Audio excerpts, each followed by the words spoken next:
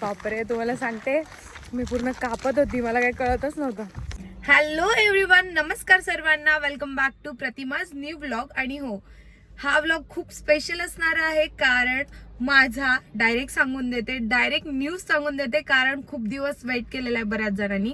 So माझा आहे कांदे पोह्यांचा कार्यक्रम, म्हणजेच बघाबघीचा. आणि त्यासाठी खूप अशी मोठी प्रोसेस आहे आमच्याकडे. प्रॉपर एथनिक पद्धतीने, पारंपरिक पद्धतीने सगळ्या गोष्टी होणार आहेत आमच्याकडे. आणि मला खूप छान वाटतंय की सगळं पारंपरिक होतंय. त्यामुळे दुसरी गोष्ट म्हणजे आता आमची फॅमिली ऑलमोस्ट अर्धी आहे मुंबईला, अर्धी आहे पुण्याला. सो सगळे येईपर्यंत, सगळ्या प्रोसिजर होईपर्यंत 2 दिवस जाणार आहेत. त्यामुळे हा व्लॉग एकदम स्पेशल आणि भारी होणार आहे.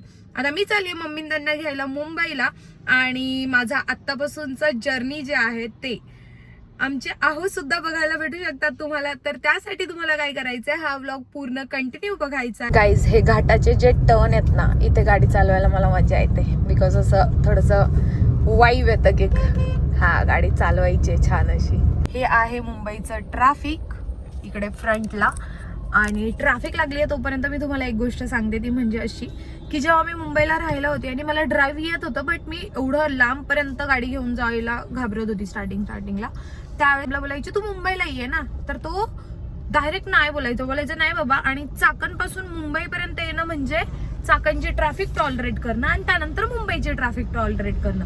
सो त्याचं असं व्हायचं की तू कुठेतरी मिड पॉइंटला ये, म्हणजे पुण्याला वगैरे. आणि माझं असं व्हायचं, काय रे, मी एवढं मुंबईची असून तुला मुंबईला येवत नाही असं सगळं.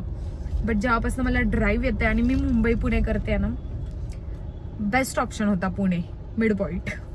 बुबली, शांत बस शांत बस शांत बस शांत बस शांत बस. गाईज, मार्केटमध्ये दमली, सामान घ्यायचं काम चालू. अजून किती वेळ लागतोय काय माहिती. हे आहे आमचं मुंबईचं गोडाऊन, ज्याच्यात आता स्टोअर आहे एवढा माल. ऑर्डर टाकायच्यात एक्स्ट्राच्या, त्याच्यामुळे आलोय आम्ही आता इथे. चलो, काम करके मिळते, bye. Hello everyone, good morning सगळ्यांना. बोला तुम्ही, मनू बोला बोला बोला. सो आम्ही चाललोय आता गावाला विथ फॅमिली. माझा पर्सनल ड्रायव्हर आला बाबा फायनली. काय बोलतोय? एक नंबर गाडी चालवून दुखेल माझी कंबर. तुमची भांडणं कशावर नव्हतात माहितीये का? इकडून जागा आहे कुठून तरी जायला. ही बघ. मी त्याला बोलते जागा आहे, मला म्हणतो नाही उडी मारायला लागेल. आणि ह्याच्यावर आम्ही भांडण करतो.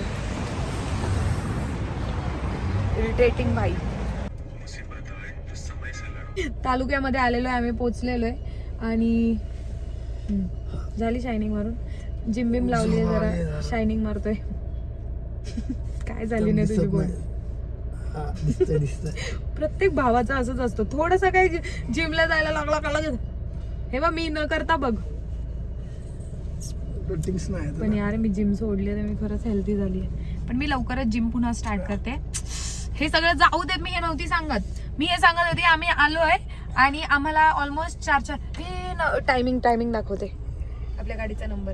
तर वरती आल्यावर हे इतकं छान असं वाईब येते पूर्ण चारी दिशांनी, मस्त असं फुल greenery. Waiting for tomorrow.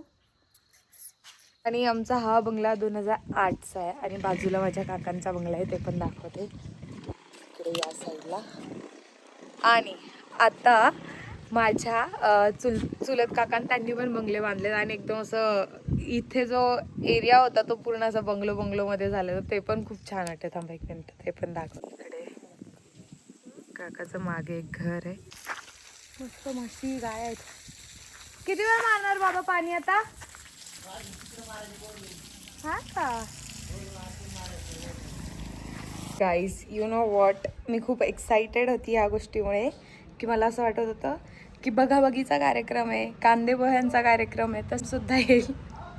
But मला नव्हतं माहिती की फक्त बघाबघीच्या कार्यक्रमाला त्याची फॅमिली येते किंवा त्यांची फॅमिली येते. So it is what it is. Pratima, कसं वाटते आज तुझा चहा पोह्याचा कार्यक्रम आहे?